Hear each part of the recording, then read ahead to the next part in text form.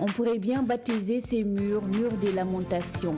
Car bien que la forme soit esthétique et les couleurs chatoyantes et gaies, ces graffeurs affichent au grand jour toute la souffrance d'une population. Car c'est assez souvent dans les quartiers défavorisés que les graffitis sont les plus visibles. Ils témoignent du vécu douloureux de ces êtres à qui la vie n'a pas trop souvent fait de cadeaux.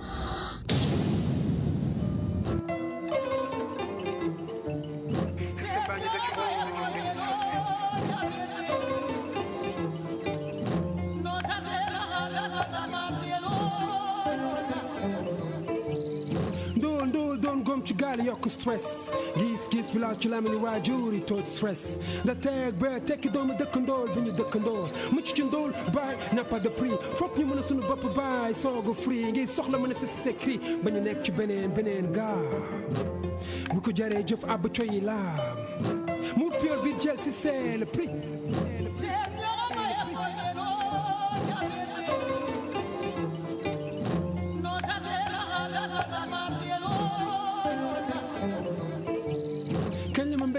PD kañ la yegg si bii dee bi may gëj a dëgg ci bii town sound diw dafa ron kañ bi town maanaam dafa dëpp kees ma ne gees gis système bi yor loxo ci poste compte bi am fecc li kees bàyyi nga ne gees gis town bi fees teel ak tali ki mu ni ma yor askan wi noo bu baay mu ni ma docteur est-ce que lii da di priorité ci li ma soxla maa ngi galère te aw ma salaire bu ma fajal soxla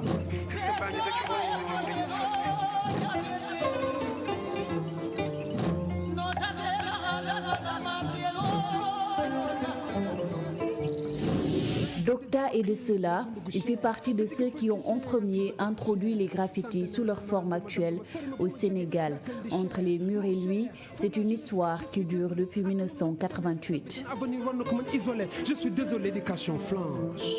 J'ai été l'élève en même temps que le professeur parce que je n'avais pas de maître pour me dire, pour m'expliquer quels sont les styles de lettrage à faire ou quelle est la manière de faire le lettrage ou quels sont les objectifs de graffiti.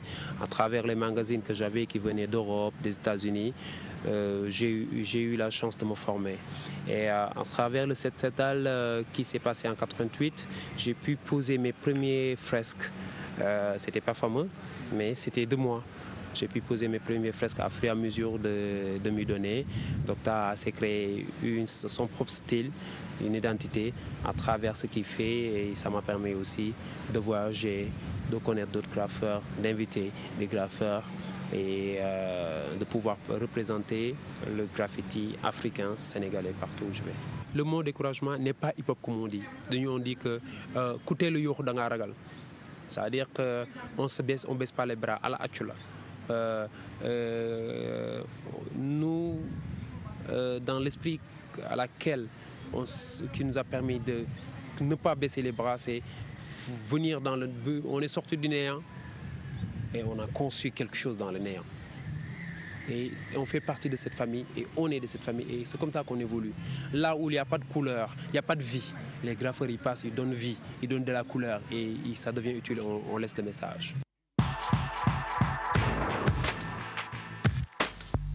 Docta s'est donc bonifié au fil des ans et cela n'était pas évident du tout car il en faut du style pour s'affirmer dans ce monde des graffeurs et s'imposer. Le graffiti fait partie avec le rap, le breakdance et le DJing des 4 branches de cet arbre nommé hip-hop. Ils font tous partie de cette même famille et sont complémentaires. Les graffitis constituent l'aspect visuel du mouvement hip-hop. Il fait office de vitrine. C'est le côté visuel du hip-hop. Partout où tu vas dans le monde, tu vois des graffitis, tu sais que ces pays, ils ont une culture hip-hop. Et à travers le graffiti, tu sauras qu'ils ont une culture hip-hop. Maintenant, c'est en ce moment que tu vas savoir si tu vas aller voir les graffeurs ou les rappeurs ou les DJ ou les breakers. Maintenant, c'est en ce moment que tu vas t'orienter. Et le but du graffiti, surtout en Afrique, c'est de communiquer, c'est de conscientiser, c'est d'éveiller, c'est de lancer des messages ainsi comme veut le mouvement hip-hop. C'est-à-dire qu'il a été pour réveiller la conscience noire, le rendre plus pertinent par rapport à l'évolution du monde. Les graffeurs tiennent à marquer leur passage en gravant leurs pensées et leurs noms. La simple signature ou tag renseigne sur la philosophie d'un graffeur. C'est sa carte d'identité à lui. C'est un ensemble d'images, de lettres, de formes et de couleurs qui représentent toute une entité qu'on appelle le graffiti. C'est-à-dire il y a des lettrages principalement qu'on voit.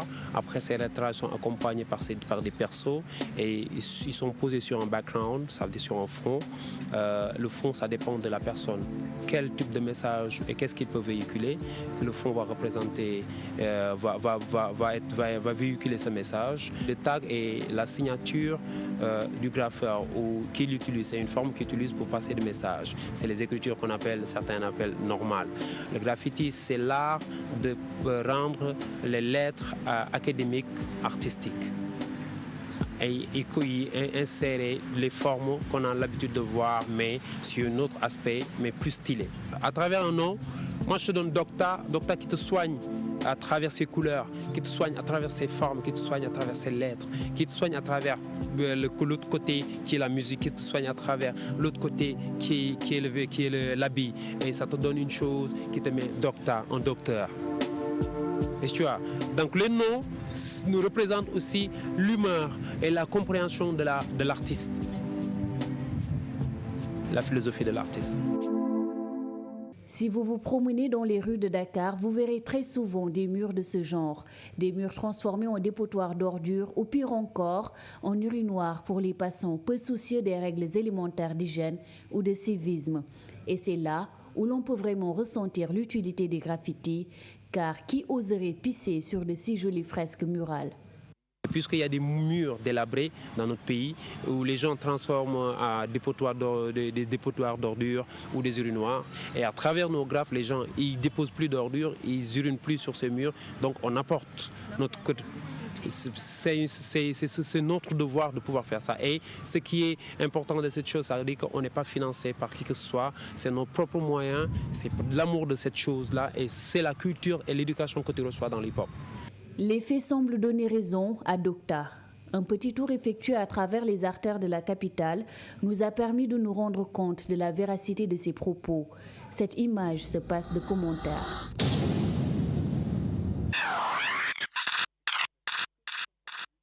À ceux qui les indexent comme étant des vandales, Docta rétorque que les actes de vandalisme sont plutôt pratiqués par les hommes politiques, puisque c'est eux qui utilisent les murs comme des supports pour vilipender leur adversaire. Ce qu'on fait, ce n'est pas du vandalisme, c'est plutôt les politiciens qui font du vandalisme. Parce qu'ils trouvent un mur bien peint, ils achètent des bombes, ils écrivent du n'importe comment, du n'importe quoi. Ça, c'est entre eux, mais comment ils le font, c'est mal. Nous, graffeurs, c'est pas ça. Quand on vient sur un mur, si on passe le mur, la personne qui habite à côté, il va prendre excusez-moi, je vais parler un peu en wolof. Il va prendre c'est-à-dire il va chercher son banc, il va se faire du thé devant le mur là qu'on vient juste de finir. En sachant que le mur là est très beau et c'est un artiste qui l'a fait. Et qu'est-ce qu'il contient? Il y a un message qui l'éveille en prenant son thé. C'est que les gens oublient. Avant que je vienne, il y avait écrit « Ouais, Wotelen Masamba, Wotelen Mademba », c'est-à-dire les vandales de politiciens, ils ont voulu faire n'importe quoi. Il est très souvent dit que les murs ont des oreilles, mais pour les graffeurs, ils ont plutôt des bouches dans la mesure où ils traduisent leurs pensées. Autant la musique adoucit les mœurs, autant les graffitis peuvent apporter la paix dans l'âme et le cœur. Lorsque Docta a un trop-plein de colère en lui, c'est vers ses œuvres ou celles de ses collègues qu'il part chercher la tranquillité.